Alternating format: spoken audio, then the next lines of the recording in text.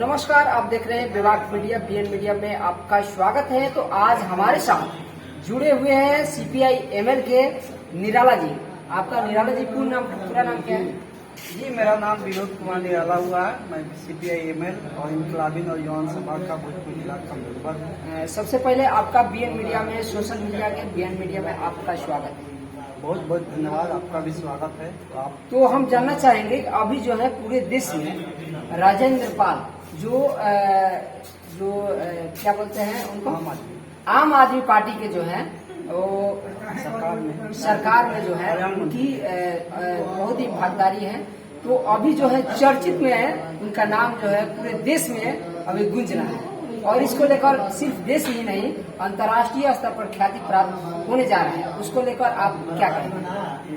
देखिए, जो हमारे राजेंद्र पाल जी जो 5 अक्टूबर को अंबेडकर भवन में बौद्ध दीक्षा लिए, ये हमारे देश के संविधान और हमारे बाबा साहेब अंबेडकर की विरासत को आगे बढ़ाने के लिए किए हैं। लेकिन हमारे देश के दिल्ली का मुख्यमंत्री जो भगत सिंह और अंबेडकर के चेहरा को बाजारीकरण करके पंजाब में सरकार बना लिए और उन्हीं का मंत्री, कल्याण मंत्री राजेंद्र पाल जी अगर बौद्ध दीक्षा ले लिए तो उनके लिए सबसे बड़ा महानता हुआ और उनके सरकार के लिए भी महानता होती है। और उनके राजनीतिक जीवन के जो अरविंद केजरीवाल जी उनके लिए भी महानता होती है। लेकिन उनको मंत्रिमंडल से निकालने का मतलब ये हुआ तो अरविंद केजरीवाल जी भगत सिंह और अंबेडकर के विरासत को नहीं मानते हैं।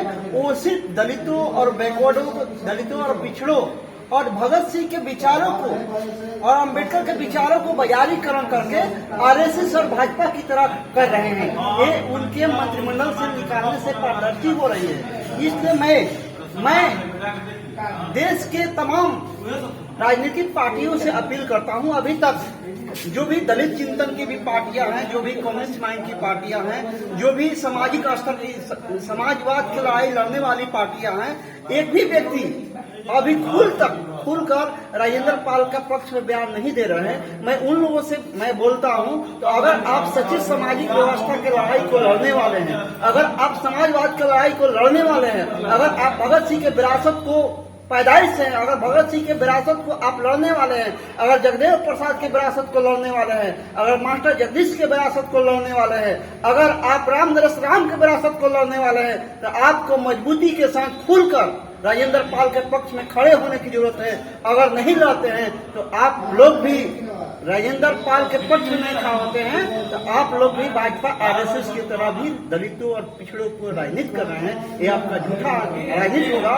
इस राजनीति को भारत की जनता दलित और बैकवर्ड बेखूबी से पहचान रही है। इसलिए मैं सारे देशवासियों से अपील करूंगा, तो पूरा देश दलित, पिछड़ा, बैकवर्ड, जो भी बुद्धिजीवी साथी लोग हैं, सभी लोग राजेंद्र पाल के साथ खड़े होंगे। और राजेंद्र पाल जी 10,000 लोगों के साथ बौद्ध दीक्षा लेते हैं, तो हम लोग टारगेट करेंगे अगले 5 अक्टूबर को दिल्ली में कम से कम 50 लोग के साथ बौद्ध दीक्षा लिया जाए। तभी भगत सिंह और बाबा साहेब अम्बेडकर और महात्मा बुद्ध की विरासत को जिंदा किया जा सकता है और इसको आगे बढ़ाया जा सकता है। 50,000 टारगेट रखते हैं। हाँ, 50,000 का टारगेट रखा जाए।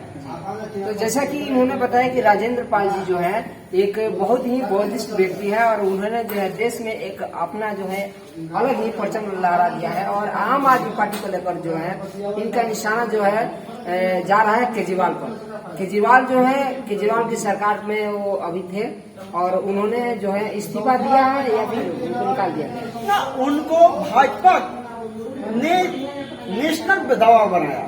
नेशनल दबाव बनाया तो जो राजनीतिक प्रतिद्वंदी है तो उसको दबाव बनाने का, उसका राजनीति करने का काम है।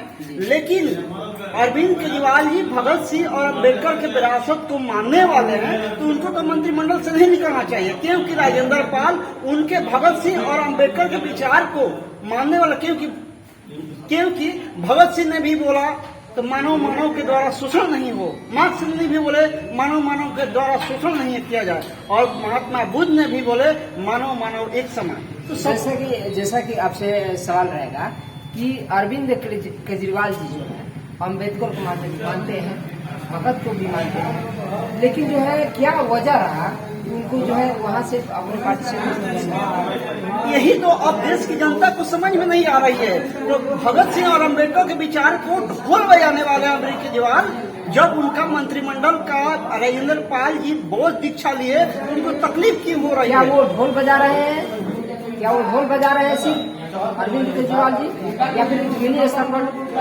जो है काम करते हैं? अगर राजेंद्र प्रसाद को अगर मंत्रिमंडल में नहीं रखते हैं, नहीं शामिल करते हैं, तो ये साबित होता है देश की जनता के सामने और दिल्ली की जनता के सामने तो अरविंद केजरीवाल जी भगत सिंह और अम्बेडकर के नाम को और बाजारीकरण कर रहे हैं और ढोल बजा रहे हैं। अगर मंत्रिमंडल में रख देते हैं तो ये साबित हो जाते नहीं, भगत सिंह और अम्बेडकर के विरासत को ढोलने वाले व्यक्ति हैं और इनके साथ देश की जनता और देश की राजनीति में सहमति दी। इसका डायरेक्ट जो है प्रत्यक्षीकरण इनके माध्यम से हो रहा है कि अरविंद केजरीवाल जो है जमीनी स्तर पर जो है नहीं उतर रहे हैं, सिर्फ ढोल बजाने का काम कर रहे हैं। सिर्फ भगत सिंह और अम्बेडकर के विचार को ढोल बजा रहे हैं। जब तक वो मंत्रिमंडल में शामिल नहीं करते हैं, और मंत्रिमंडल में शामिल कर लेते हैं तो ये साबित होगी तो नहीं, ये भी भगत सिंह और अम्बेडकर के विचार को मानने वाले हैं। अंतिम सवाल आपसे रहेगा कि अभी जो है जो जिस तरह से स्थिति अभी पूरे भारत में अभी चल रहा है, अभी राजेंद्र पाल के पक्ष में जो है पूरी जो है भारत के जितने भी लोग हैं उनके पक्ष में जा रहे हैं, और अंतिम रूप से जो है आप जो है तमाम भारतवासियों को क्या संदेश देना चाहेंगे? क्या उनके पक्ष में जाना चाहिए या फिर किस तरह का जो है वहाँ पर स्थिति हो? जो हमारे देश के बहुत सी राजनीतिक पार्टियां हैं जो भाजपा विरोधी हैं, जो भाजपा के विरोधी यहाँ हो या ना हो, अगर संविधान के पक्ष में खड़े होते हैं, जो भी राजनीतिक पार्टियां हैं, अगर भारतीय संविधान को मानने वाले लोग हैं तो भारतीय संविधान के साथ साथ उसको राजेंद्र पाल के पक्ष में खड़ा होना चाहिए। जो बहुजन समाज पार्टी की राजनीति करने वाली बहुत सी राजनीतिक पार्टियां हैं, जैसे भाजपा है, वाम से है, इन लोगों के एक भी नेता अभी तक बयान नहीं दिया। आज मायावती जी का हमने बयान देखा, वो बोली तो हमने अभी तक बहुत दीक्षा क्यों नहीं लिए? बाबा साहेब अम्बेडकर 1956 में 5 लाख लोगों के साथ बहुत दीक्षा लिए थे, लेकिन अभी तक हम इसलिए नहीं ले रहे हैं तो मेरा समाज हमारे साथ नहीं हो। अरे मैडम, अगर आप बहन जी आपके साथ समाज अगर आपके साथ हो ही जाएगा 100%, आपको बहुत दीक्षा लेने की जरूरत क्या थी? सही बात। उस जमाने में भी बाबा साहेब अम्बेडकर के साथ बुद्धिजीवी लोग थे, आज भी आपके साथ बुद्धिजीवी थे, तभी आप उत्तर प्रदेश में 3 बार मुख्यमंत्री बनी। तो आप जनता को, आप दलित और बैकवर्डों को भरमा रही है। आप भगत सिंह, आप बाबा साहेब अम्बेडकर और महात्मा बुद्ध के विचारों को, महात्मा फुले के विचारों को कहाँ माने? अगर महात्मा बुद्ध के, अगर आप डॉक्टर भीमराव अम्बेडकर के विचार को मानने वाली होती तो आज मजबूती के भले आपका राजनीतिक वैचारिक संबंध राजेंद्र पाल के साथ नहीं है, लेकिन आज वैचारिक रूप से बाबा साहेब अम्बेडकर और संविधान को बचाने के लिए आप राजेंद्र पाल के पक्ष में होती। आपको ये बात कहने की जरूरत नहीं है। इसी तरह बहुत सी जो संगठन है, बहुत सी जो पार्टियां हैं, उन सारे पार्टियों को, हम अपने पार्टी की भी बोल रहे हैं, हम भी कम्युनिस्ट पार्टी के विचार को मानने वाले हम हैं, हम अपने पार्टी के भी लोग को बोल रहे हैं, तो उनको भी राजेंद्र पाल के पक्ष में ये बयान देना चाहिए था, देना चाहिए।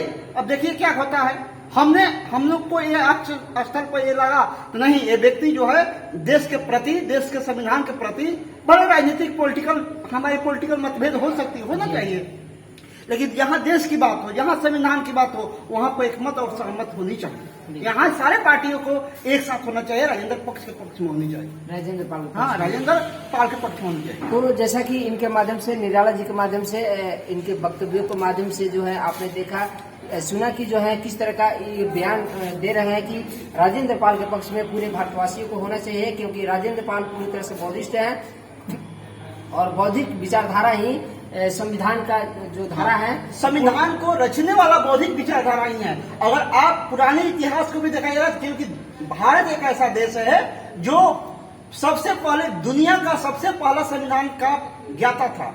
जब हमारा देश में, जब अशोक सम्राट का राज था, जब हमारा देश में अशोक सम्राट जैसे नेता, जब हमारे देश में अशोक सम्राट का साम्राज्य खड़ा हुआ था, उस समय ही संविधान का लागू हुआ था। लेकिन जब इस देश में मनुवादियों ने आया तो सारा हमारे देश का अर्थ व्यवस्था को व्यस्त कर दिया। हमारे तहस करने के बावजूद हमारे देश में बहुत से लोगों ने गुलाम बनाया, जिसके हमारे देश के बौद्ध व्यवस्था होने के बावजूद भी आज हम अपना देश में नया बौद्ध व्यवस्था बन रही है। ये हमारे लोगों की कमी है, हमारे लोग की गुलामी की जंजीर में जकड़ा गया। लेकिन बाबा साहेब अम्बेडकर हमारे देश में एक ऐसे महापुरुष हुए जो इस व्यवस्था को बनाए और व्यवस्था के लिए संघर्ष करते करते मर गए। तो चलिए इस एपिसोड में बस इतना ही। हम इनके माध्यम से आपको बताते चले और एक बात है, जो भाजपा आरोप लगा रही है, तो राजेंद्र पाल जी अगर मतलब धार्मिक रूप से लोगों को गाली दिए हैं, ये गलत बयान है।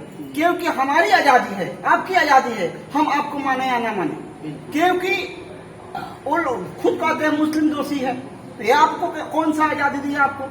हमने खुद बोला तो हमने राम को नहीं माना, हम राम को भगवान नहीं मानेंगे, कृष्ण को भगवान नहीं मानेंगे, हम नहीं मानेंगे भाई। हम तुमको कहाँ रोक रहे थे, तुम मत बनो। ये हमारी आजादी है, संविधान देता है। संविधान ने धर्मनिरपेक्ष का व्यवस्था किया है, क्यों किया है? अगर संविधान में धर्मनिरपेक्ष व्यवस्था नहीं होती, एक कैटेगरी नहीं होती, ये सिस्टम नहीं होता, तो अब यह बयान हमारे लिए लागू होता, चाहे देश के किसी भी व्यक्ति के लिए लागू होता है। तो ये मनोज तिवारी का बयान है, तो हिंदुओं को गलिया रहे हैं।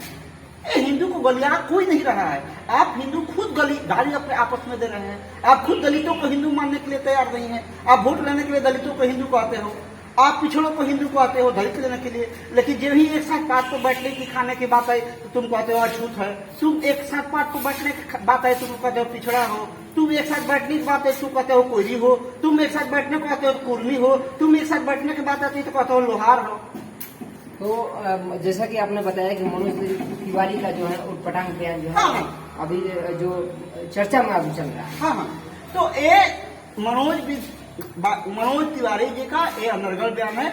इस बयान को मैं निंदा करता हूं और भारतीय संविधान और भारतीय संविधान के लिए और राजेंद्र पाल के पक्ष में उन पे जो भी अन्याय हो रही है उसके पक्ष में, उसके अन्याय के खिलाफ में लड़ने के लिए हम लोग सारे नौजवान तैयार हैं। चलिए विभागीय के साथ जो है निराला जी की बातों को आप सुन रहे थे। आप सभी दर्शकों से भी हमारा अनुरोध है कि इस तरह के बहुत ही अलग अलग एपिसोड में हम दिखाते चलेंगे और इनका जो है तरह तरह का आने वाले जो समय होगा उसके अनुसार बयान हम लेते रहेंगे। आप दर्शकों को इस तरह के जो है एपिसोड में हम दिखाते रहेंगे। और आप सभी से हमारी गुजारिश है कि यदि आप हमारे चैनल पर नए हैं तो इसे जल्द से जल्द सब्सक्राइब करें, लाइक करें, कमेंट्स करें और इसे ज्यादा से ज्यादा शेयर करें। धन्यवाद। जय भारत।